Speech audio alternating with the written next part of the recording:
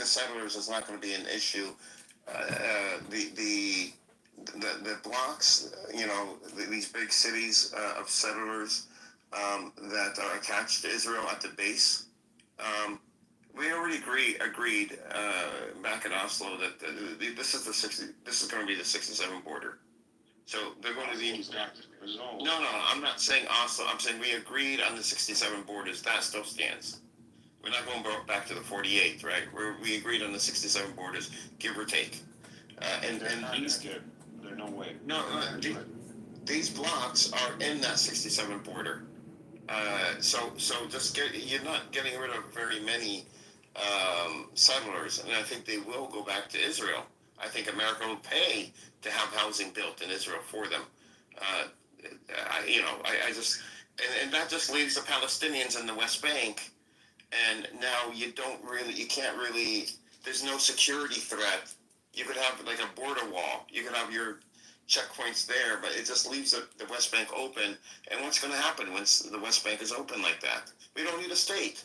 All we do is we need to just build for ourselves and build an economy, and that alone will give us enough credibility to where, once we're built up, there's no choice for the UN but to declare a state. I think that's the most realistic scenario, where a state will kind of sneak up, for Palestinians without, negotiating with Israel, negotiating with the Palestinians. And it will be imposed on us. And it will be about the 67 borders. Israel, a two-state solution is also a disaster for Israel. Actually, yes, it is. It's again, demographic collapse, inevitable demographic collapse. Like, it's just, you can't have peace in general, a peace scenario, even let's say a two-state solution takes place and a peace scenario ensues. Again, Arabization is inevitable. You have a fifth of the population that's Arab. It's going to connect with the new Palestinian state. They're going to be empowered by a Palestinian state, just like how Jews are empowered by an Israeli state, by a Jewish state. Palestinians overall, all over the world, they're going to be empowered by the presence of a Palestinian. And you don't need a two-state solution. You just need Palestinians to be left alone, and for Palestinians to be able to build an economy. It's not about us. They don't want to leave us alone because we are an existential threat. Yes, the threat is more if they don't leave us alone, then they would have to look internal at their own affairs. So they don't have the Palestinians to concentrate on. So even if we don't have a state, just saying, selling a recipe for disaster for them. Yeah, at this point, it's like how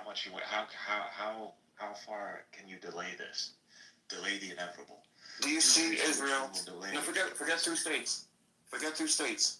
Do you see a scenario where Israel would be forced to allow the Palestinians to have the West Bank in terms of being able to build it, including Area C, or most of Area C, to be able to build an economy and not call it a state, but to govern themselves and build an economy?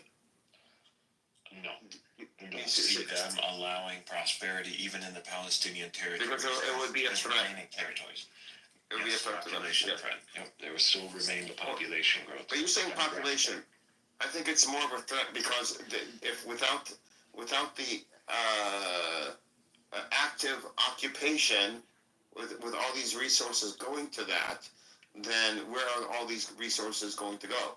If Israel isn't rallying behind the flag in terms of the occupation, even just leaving us alone would be a threat, because now they have to look inwards and fix their own issues within Israel, which is something that Israelis do not want to do. Israel can fix their own social issues. There's not really what are they gonna do at the end of the day? But what are they gonna? They're gonna sit there and watch a rising, prospering Palestinian demographic. They can fix their internal issues, but then what? It doesn't solve their existential problem. That's the problem. No, it doesn't. And at the end of the day, you're giving up what? In the mindset of you're somehow religious and leaning Jew. At the end of the day, Jerusalem and Judea, this is the Jewish land. Judea is the Jewish land, technically. Ironically, If we give this up, we're practically losing for the